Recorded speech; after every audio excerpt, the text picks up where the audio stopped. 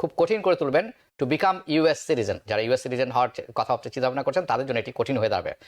আপনারা একটি সার্ভে হয়েছিল 2019 সালে, যে সার্ভে পরিচালনা করা হয়েছিল 110টি ডিফারেন্ট ন্যাচারালাইজেশন প্রোভাইডার, যারা ন্যাচারালাইজেশন প্রোভাইড করে থাকেন এরকম 110 জন প্রোভাইডার এই সার্ভে করেছিলেন।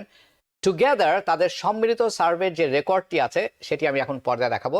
তারা 20টি ব্যারিয়ার, অর্থাৎ ট্রাম্প প্রশাসনের 2016 থেকে 2020 সালের সিটিজেন না হতে দেওয়ার বিভিন্ন ব্যারিয়ার বিভিন্ন বাধা তারা তৈরি করেছিলেন, অথবা বিভিন্ন বাধা তৈরি করেছিলেন। The Trump administration instituted in order এটি তৈরি করেছিলেন যাতে করে যাদের গ্রিন কার্ড আছে তাদেরকে প্রিভেন্ট করা যায়, গ্রিন কার্ড হোল্ডারদেরকে, যাতে করে তারা ইউএস সিটিজেন না হতে পারে। এবং আপনি খুব নিশ্চিতভাবে ধরে নিতে পারেন এটি সেফ। আমরা এই মুহূর্তে বলতে পারি যে দিস অবস্টিকলস, ওই যে জালগুলো তারা তৈরি করেছেন, ওই যে অবস্থান তারা তৈরি করেছিলেন, এই সমস্তই যে বাধাগুলি আছে সমস্তই ফেরত আসতে পারে when he is back in the office. So আজকের প্রোগ্রামটাতে আমি কভার করব মেজর ওয়েজ, বড় বড় ওয়েজ যার মাধ্যমে ট্রাম্প অ্যাডমিনিস্ট্রেশন চেষ্টা করবেন যাতে আপনি ইউএস সিটিজেন হতে না পারেন।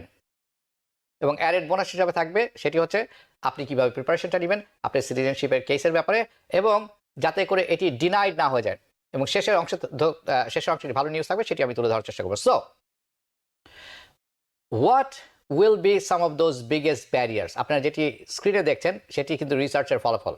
আপনারা যারা স্ক্রিনে দেখছেন, বাসায় বসে দেখছেন, বড় করে দেখে নেবেন। যারা ইউটিউবে পরবর্তীতে দেখবেন, ফেসবুকে দেখবেন, থামিয়ে বড় করে দেখে নেবেন। এই 20টি কারণ ছিল। This is research was done in 2019 সালে। সো এই সাম অফ দ্য বিগেস্ট ব্যারিয়ার কি ছিল বা কি চলে আসতে পারে যাতে আপনি সিটিজেন হতে না পারেন বা আপনাকে সিটিজেনশিপ দেওয়া না হয় যদি যখন ট্রাম্প অফিসে চলে আসবেন ফেরত জানুয়ারি 20 তারিখে যখন করবেন। The first thing is call, প্রথম যে জিনিসটি উনি করবেন ইটস কল এক্সট্রিম ভেটিং, যার সোজা বাংলা হচ্ছে তীব্র আকারের check, recheck, double check, triple check, 10 বার চেক বেড়ে যাবে। তার অর্থ হচ্ছে increasing the length of citizenship interview.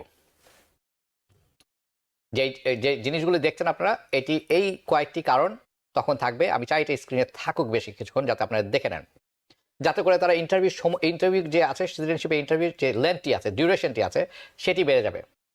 তারা অনেক ইনডেপথ স্ক্রিনিং করবেন আপনাকে every stage of your case. আপনারা জানেন আপনার কেস যখন সাবমিট করেন ইউএসসিআইএসে, এটির বিভিন্ন স্টেজেস থাকে, ইট গোজ থ্রু মেনি স্টেজেস। প্রতিটি স্টেজে তারা ইনডেপথ স্ক্রিনিং করবেন। তারা খুব গভীরভাবে এটার মধ্যে ডাইভ দিবেন, দেখবেন আপনার কোনো ক্রিমিনাল হিস্ট্রি আছে কিনা, অর আপনার গুড মরাল ক্যারেক্টার হিস্ট্রি আছে কিনা। আপনাকে জিজ্ঞাসা করা হবে more information about N-400 form. আমি গত সপ্তাহে বলেছি N-400 ফর্মটি ছিল 5 পাতার, এখন সেটি দাঁড়িয়েছে 24 পাতার। গত সপ্তাহে যারা দেখেন অনুষ্ঠানটি দেখে নেবেন, সেটি আছে। সো নাও তারা আরো বেশি করে তথ্য চাবেন আপনার কাছে N-400 ফর্মের জন্য। আপনার কাছে they will send you more request, আরো বেশি করে রিকোয়েস্ট চাবেন। কিসের জন্য? রিকোয়েস্ট ফর এভিডেন্স, এটির সাথে আপনার পরিচিত আছেন, RFE। USCIS basically starts presumption. আপনারা ধরে নিতে পারেন যে আপনি যখন অ্যাপ্লিকেশনটা করবেন, USCIS যারা কাজ করেন তাদের বেশ একটু, সবাই নয়, বড় একটি অংশ বা একটি তাদের মনোভাবটি এরকম থাকবে, তারা ধরেই নেবেন, তারা প্রিজাম্পশন, তাদের অর্থ ধরে নেওয়ার অর্থটা হবে এরকম যে আপনি কোনো একটি ফ্রড করেছেন কোথাও, you have committed fraud somewhere something, আপনি একটা ফ্রড, অ্যান্ড দেন এইটার বেসিসে তারা সব কিছু করবেন। সো তারা কোনো নাকি ইন অর্ডার টু ফাইন্ড ইট, এবং এটা তারা ধরে নেবেন যেটা সত্য, এবং এই ফ্রডটি কোথায় হয়েছে না হয়েছে এটা এই খুঁজতে তারা লেগে যাবেন। আর ধরেই নেবে presumption is that you have committed a fraud and then do everything in order to find it. এটি খুঁজতে তারা লেগে যাবেন। তারা কি করতে পারেন? They might ask you question about your, আপনাকে প্রশ্ন জিজ্ঞাসা করবেন আপনার পুলিশ রেকর্ডের ব্যাপারে, আপনার ক্রাইমের ব্যাপারে, আপনি কি কোনো ক্রাইম করেছেন কিনা, ইউ কমিটেড মোর দেন, আপনি কোনো ক্রাইম করেননি, ওকে 5 বছর আগে কোনো ক্রাইম করেছেন কিনা, 5 বছর হয়ে গেছে এমন কিনা, আর প্রোভাইড ইভেন মোর, এমনও হতে পারে যে 1 দশক আগে কোনো কিছু করেছিলেন কিনা। আপনাকে এমন প্রশ্ন জিজ্ঞাসা করতে পারে যে 1 দশক থেকে এখন পর্যন্ত ইন্টারন্যাশনাল ট্রাভেলের হিস্ট্রিটা কোথায় আপনার, অর্থাৎ গত 5 বছর নয়, গত 10 বছরের হিস্ট্রিটা বলুন, আপনি কোথায় কোথায় কোন দেশে গেছেন। আপনাকে তারা জিজ্ঞেস করতে পারে detail list of every single places, প্রতিটি জায়গায় আপনি যে গেছেন তার একটি লিস্ট তাদের কাছে দিতে বলবে তাকে। যেসব জায়গায় আপনি থেকেছেন ইতিপূর্বে, আপনার গত 5 বছরে 10 বছরে ডিটেল লিস্ট যাবে, কবে থেকে শুরু করেছেন, কবে থেকে থাকছেন, অ্যালং উইথ পুলিশ ক্লিয়ারেন্স। ওই আপনি যদি দেশের বাইরে যেয়ে থাকেন, সেখানে 6 মাসের বেশি ছিলেন, তো সেখান থেকে আপনাকে বলবে যে পুলিশ ক্লিয়ারেন্স নিয়ে আসো, পুলিশ ক্লিয়ারেন্স লেটার নিয়ে আসো for each of those places, যদি আপনি মাল্টিপল জায়গায় থেকে থাকেন। এবং আপনি যদি যথেষ্ট পরিমাণ ইনকাম না থেকে থাকে, if you don't make much money, তাহলে তাকে আপনাকে জিজ্ঞাসা করতে পারে আরো ডিটেল ব্যাপারে, অ্যাবাউট ইউর ইনকাম ট্যাক্স। আপনার তো ইনকাম নেই যথেষ্ট, আপনি সিটিজেন হয়ে কি করবেন, আপনি ইনকাম ট্যাক্সটা কোথায় দেখান। যেইটি এখন দেখছেন আপনারা, এটিও সেই রিসার্চ থেকে এসেছে। আপনাকে বলবে show us additional proof of income.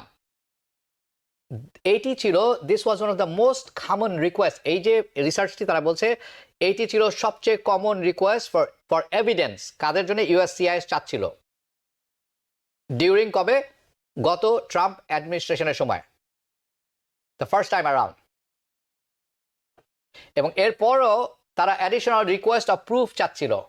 আপনার ফিজিক্যালি প্রেজেন্স কোথায় ছিল, ডিটেল অ্যাবাউট ইয়োর ম্যারেজ, আপনার বিস্তারিত আপনার বিবাহিত জীবন সম্বন্ধে, আপনাদের বাচ্চার সম্বন্ধে, আপনার সাপোর্ট সম্বন্ধে, ইয়োর ক্রিমিনাল হিস্ট্রি সম্বন্ধে, all of which potentially target হচ্ছে ডিসকোয়ালিফাই করা, আপনাকে ডিসকোয়ালিফাই করা কোনো না কোনোভাবে, disqualify you from becoming naturalised.